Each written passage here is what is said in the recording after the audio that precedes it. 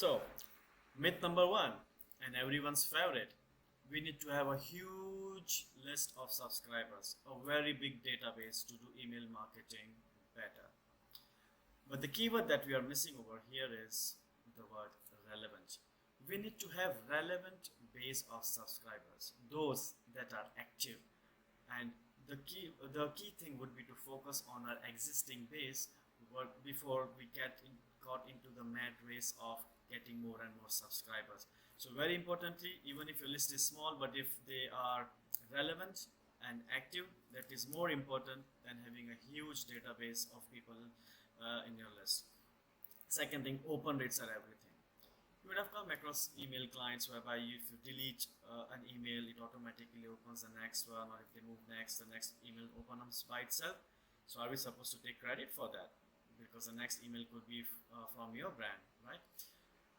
I am surprised that people still use it as the main metrics to uh, really get the success for their email marketing campaigns.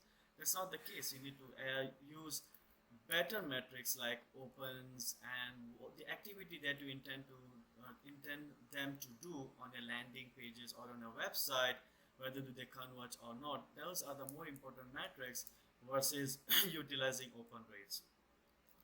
The big debate about best time to send emails. Some would say Thursday 3 p.m., Wednesday or Tuesday afternoon, or first thing Monday morning.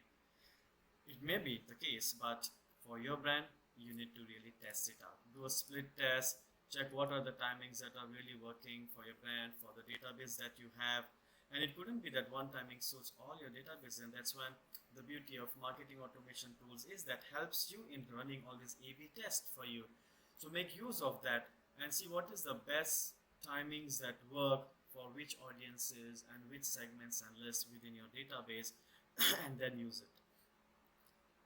Millennials, talk of the town, and how they don't like emails because they are probably born in the social media age, but that's really not the case. Data, and it's the fact that millennials, they prefer emails for commercial communications just like any other age group, so don't single them out, right? So it could be the case where millennials for your brand are engaging more and more, and you are getting better traction, but you are not focusing on that because there are myths surrounding the connection between millennials and emails. So please don't fall for that.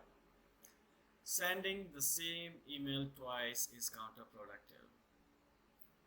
Depends what email are you sending and the content of it. But data suggests that 10 to 40% more opens email per email are registered by simply resending them. You can play around with the subject a bit, but that's what the data suggests, that it gives your email a second chance of communicating the value or bringing the content in front of your email base, right? It is bad if people unsubscribe. Whoa, and that is one of the methods, like how many unsubscribes do you have? Yeah, it's a problem if most of your list unsubscribes, but people subscribe knowingly or unknowingly, right? And after a while, if they realize that your brand, your product or services is just not for them, or they don't are not really into the content that you have to communicate, they unsubscribe, and that's perfectly fine. Why? Because it creates a lot more room for new subscribers, or giving more attention to the subscribers that are really useful for your business, for your products and for your services. So don't feel bad if people are unsubscribing, or get alarmed by it, only if it is happening at a very high scale, right? People say a lot of cleanup happens in your database, your email database, and the ones that you check out are those that are inactive for 6 months. That must have ring a bell, right? Anything more than 6 months inactive, check them out. I've data suggests, and also from my experience having run certain email campaigns even very recently, whereby we tried to create business value for those that are inactive for more than 6 months and run a test out of them, and you will be surprised to know that out of that base, 20% of them were activated after 6 months of inactivity. So don't check them out unless and until you try different content with them and see how you can recreate the value for them, and then see if they respond to your emails or not. A lot of people say your email should be short and succinct and crisp. Yes, but in order to make your email more and more crisp and succinct and short, we often end up writing for robots. And guess what? And I believe and I really hope you're not sending emails to robots, right? So it's perfectly fine to communicate the value of your content in your subject line and humanize it a bit, so that people will be interested in opening that email and see what you have to say. So don't worry if your subject line is long, as long as it's between like 50 to 70 words, that's perfectly fine. Automated emails are impersonal, and it comes to me as a surprise that we are living in the world of marketing automation, and you can automate the experiences across so many channels, and people still believe that automated emails are impersonal. Yes, if there is no relationship between your first and your second and your subsequent emails, or your emails are all over the place, yes, so that is a trick on how you do that, right? You create an experience and you lay out the emails throughout that experience and make sure there is connectivity between your emails, and every email is building and rebuilding that relationship with your consumers.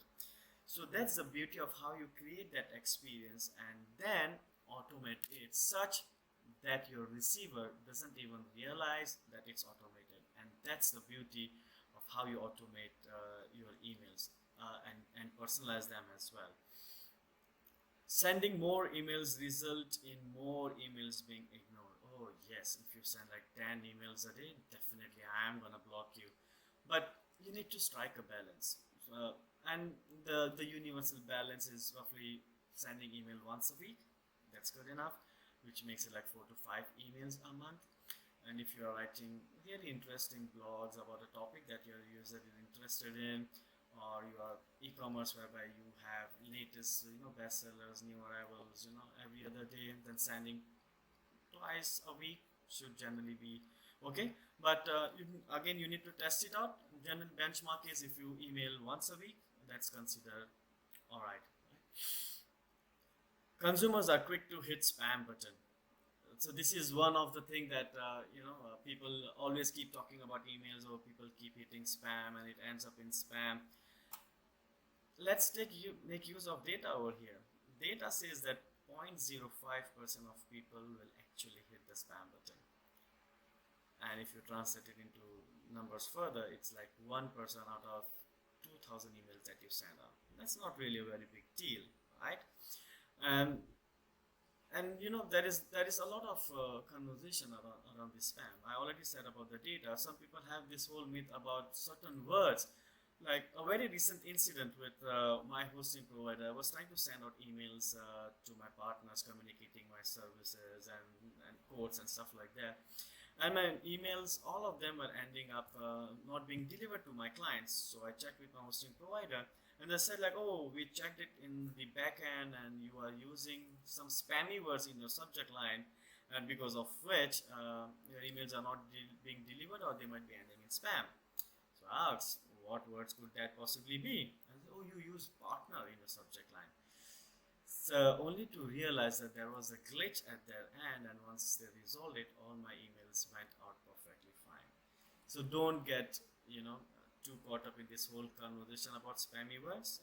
Yes, there might be certain curse words and those words that are blacklisted, but things like free, affordable, best rates, partners are perfectly legitimate to use. So go ahead and use them, and you can test out certain words if it is really necessary for you to use, and see if it really works for you. So don't fall for such misconceptions.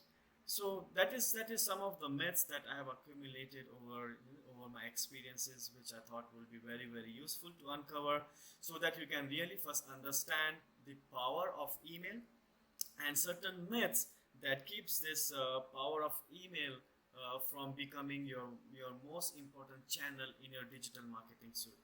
So test it out, use it, And if you need any help to really see how email marketing can add value to your business in terms of like engagement or loyalty or conversion, feel free to DM me, or you can go to digidatasense.com and book your free consultation, and we can work out and see how email marketing can really add value to your business. So go on and enjoy email marketing and get the best value out of it. I'll see you in the next video. Thank you so much for watching this video.